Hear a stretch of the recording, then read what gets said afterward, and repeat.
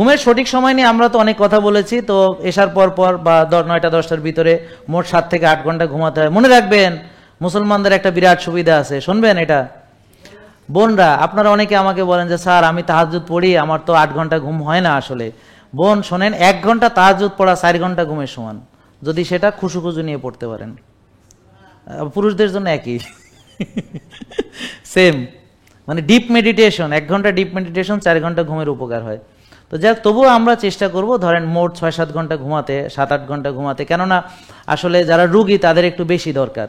তো মোট ঘুমানো যায় 9 ঘন্টা, তার ভিতরে আমরা অন্তত 7 ঘন্টা তো মিনিমাম ঘুমানোর চেষ্টা করব। এখন বর্তমান সময় কি করতে হবে, যেমন এশার পরপরই ঘুমায় পড়তে হবে এখন, ঠিক আছে? 4টায় উঠাই লাগবে, আর তাহাজ্জুদ পড়লে উঠতে হবে 3:30টায় বা 3টায় উঠতে হবে। 3টায় না উঠলে তাহাজ্জুদ পড়া যাবে না, কারণ আপনি 3টায় উঠলেন 10-15 মিনিট যাবে আপনার মানে পাক পবিত্র হইতে। হ্যাঁ, তারপরে আপনি দেখেন তাহলে প্রয়োজনে কি করবেন, আপনি সকালে যদি 1 ঘন্টা হাঁটেন তাহলে 5টা-10-এ সব কমপ্লিট হয়ে যায় সব কিছু। তাহলে 6টা-10 পর্যন্ত যদি আপনি বাইরে হাঁটেন তো আইসে তো আরো 2 ঘন্টা ঘুমানো যায়, তো ঝামেলা শেষ, ঠিক আছে? তার যদি সকালে আর দুপুরে দরকার না আধা ঘন্টা ঘুমালেন, মানে মোট ঘুমাইতে হবে 7 থেকে 8 ঘন্টা মোট ঘুম। ক্লিয়ার?